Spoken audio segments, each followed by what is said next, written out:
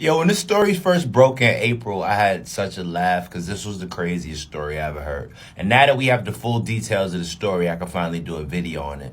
So now apparently Designer has to register as a sex offender because if you pull out your Johnson anywhere in this world and other people see you, you're automatically going on that sex offender list. You automatically going on that list. Now you're a little dot on the list and you can't live by schools. You can't live by daycare centers. You can't live anywhere as kids, which is pretty much everywhere in this world. So you got to move somewhere rural because you can't live in any major city once you're on that registered sex offender list. And listen, men, listen, it's levels to horniness. It is levels to being horny, brother. If you learn to control your horniness and be celibate for a while, you will get all the power in the world.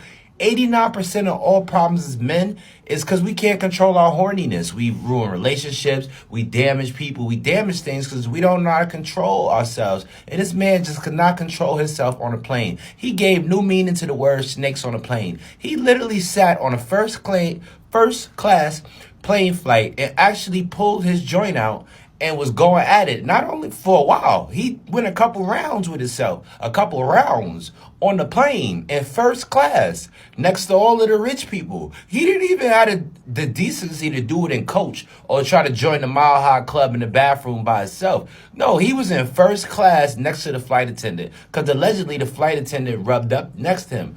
Brother, man, listen. It's some demonic stuff going on in Los Angeles. All New York people that go to Los Angeles end up losing their mind. That's why I had to leave LA and come back to New York. I mean, you have to come back to the source, brother. You got to go back to Brooklyn because you would never do this at JFK and you would never do this at LaGuardia because you're going to get tased or something, brother. You wouldn't even do this in New York because we're going to laugh at you. What's wrong with you? Again, you go, put that away. But you do this on a flight over Minnesota. You did this over one of them racially ambiguous states, you know what I mean? And now you're going to have to pay. You are on that registered federal list. And you're going to have a federal ban. This is why I don't be playing with the airport. Y'all be fighting at the airport, fighting flight attendants, get